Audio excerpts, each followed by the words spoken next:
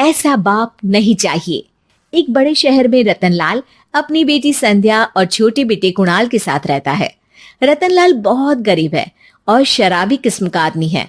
वो रिक्शा चलाकर अपना जीवन यापन कर रहा है।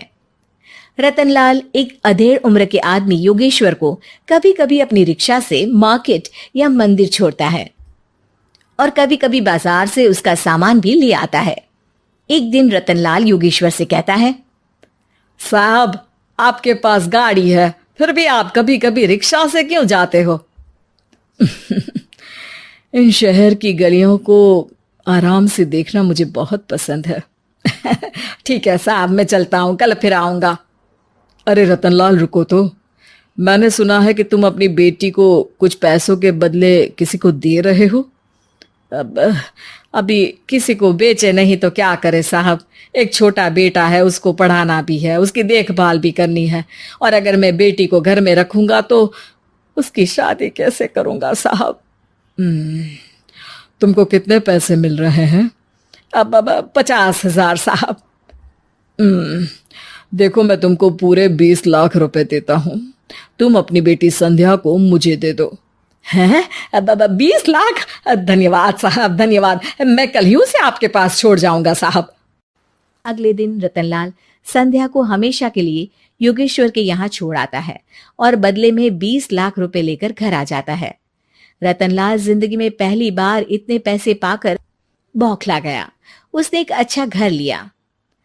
कुणाल, अब हमें कोई चिंता नहीं है, तो अब अच्छे से पढ़, खूब मन लगाकर पढ़ाई करना। पापा, मुझे पढ़ाई करना अच्छा नहीं लगता। अरे तूने अगर ज्यादा बकवास की ना तो बहुत मारूंगा। कल से तू अच्छे स्कूल में जाएगा तो जाएगा, हाँ बस। कुणाल का एडमिशन एक अच्छे स्कूल में हो जाता है, लेकिन आए दिन स्कूल से शिकायत आती ही रहती है। 10 साल बाद एक दिन प्रिंसिपल मैडम रतनलाल को स्कूल में बुलाती है। रतनलाल, आपका बेटा कुणाल बहुत आवारा हो गया है और ये बिल्कुल भी पढ़ाई नहीं करता है, बल्कि उसका दिमाग गलत कामों में जा रहा है। अब मैं उससे बात करूंगा मैडम। ठीक है, आज ये आखिरी मौका है, अगली बार तो मैं उसे स्कूल से ही बाहर निकाल दूंगी। रतनलाल घर आ जाता है और कुणाल से कहता है, कुणाल बेटा, मैं तुम्हारे ऊपर इतना पैसा लगा रहा हूं, फिर भी तुम स्कूल में सही से क्यों नहीं पढ़ते हो? आप तो रहने ही दीजिए, मैं सब जानता हूं कि ये पैसा कहां से आया है। और वैसे भी अब ये पैसा मेरा है, मेरा जो भी मन होगा मैं करूंगा। आज के बाद मैं कभी स्कूल नहीं जाने वाला। रतनलाल को अपनी बेटी की याद आती है और वो रोने लगता है। 5 साल बाद कुणाल एक दिन एक लड़की को शादी करके घर ले आता है। पिताजी, ये मेरी पत्नी है स्वीटी। तुमने शादी कर ली? हाँ, शादी कर ली मैंने, दिखाई नहीं दे रहा। और अब से आप फिर से कमाना शुरू कर दो, बहुत बैठ कर खा लिया। कुणाल, तुम इस बुड्ढे को घर में क्यों रख रहे हो? देखो ना, ये शराब पीता है, इसे घर से बाहर निकाल फेंको। अरे स्वीटी, ये मेरे पापा है, कैसे बाहर निकाल दूं? और वैसे भी घर में कोई तो चाहिए ना काम करने वाला, नौकर समझ कर रख लो। इस बुड्ढी को तो घर से बाहर निकाल कर ही रहूंगी मैं कब तक इसके लिए खाना बनाऊंगी। स्वीटी एक दिन घर के बाहर पार्क में अपनी दोस्तों के साथ बैठी होती है। तभी वो रतनलाल को बुलाती है। पिताजी, मेरे कमरे में मैं अपना फोन छोड़ आई हूं, जरा लाकर तो देना। हाँ जरूर, अभी लेकर आता हूं। रतनलाल फोन लेकर आ जाता है। कुछ समय बाद स्वीटी के फ्रेंड्स भी चले जाते हैं। स्वीटी अंदर आकर शोर मचाती है। चोर चोर! कहाँ है चोर? मुझे तो यहाँ कुछ नहीं दिख रहा। अरे ये अलमारी खुली पड़ी है, जरूर किसी चोर ने ही खोली होगी। अरे कौन आया था यहाँ? यहाँ तो पिताजी आए थे बस। अरे बहू, मैं चोर नहीं हूं। मुझे तो आप पर अब बिल्कुल भी विश्वास नहीं है पिताजी, क्योंकि जब आप पैसे के लिए दीदी को बेच सकते हो तो आप चोरी भी तो कर ही सकते हो।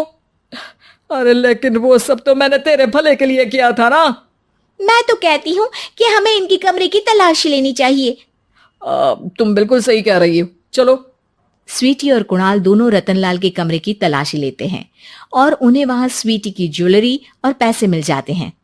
मैं तो पहले ही जानता था कि चोर आप ही हो। निकल जाओ मेरे घर से और दोबारा अपनी शक्ल मत दिखाना। रतनलाल आंखों में आंसू लिए घर से निकल जाता है। स्वीटी मन ही मन सोचती है, आज तो मेरी प्लानिंग सफल हो गई। जैसा मैं चाहती थी ऐसा ही किया और बड़ी आसानी से उस बुड्ढी को चोरी का इल्जाम लगाकर घर से भगा दिया। रतनलाल की हालत अब ज्यादा खराब हो गई और वो सड़क पर बैठकर भीख मांगकर खाने लगा। एक दिन वहां एक गाड़ी आकर रुकी और सड़क पर बैठे सभी भिखारियों को अपने सेंटर ले गई। एनजीओ की मालिक संध्या एक एक करके सभी को सुविधा मुहैया कराती है। तभी उसकी नजर रतनलाल पर पड़ती है। पिताजी, संध्या तू? पिताजी आपकी ये हालत कैसे हुई? ये सब मेरे बुरे कर्मों की सजा है जो मुझे मिल रही है। मुझे माफ कर दे बेटी।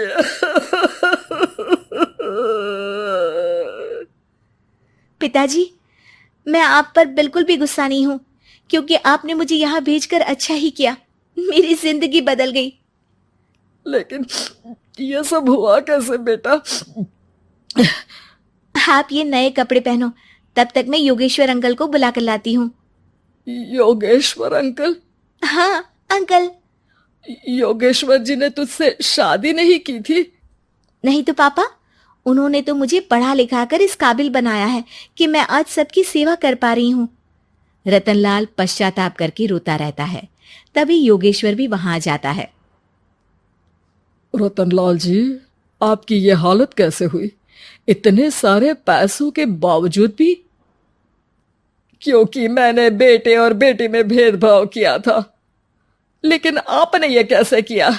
मुझे ये जानना है, बताइए।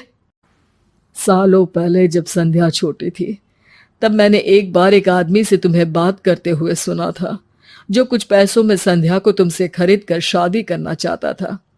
मैं उस समय एनजीओ में बच्चों के लिए ही काम कर रहा था और मैं किसी भी लड़की की जिंदगी खराब होते नहीं देख सकता था। इसलिए मैंने अपने जीवन की कमाई का एक बड़ा हिस्सा तुम्हें दे दिया था। सच में कितना गलत था मैं। मुझे माफ कर दो। अब आप दोनों मेरे साथ घर चलो और आज मैं अपना सच्चा प्रायश्चित करना चाहता हूं।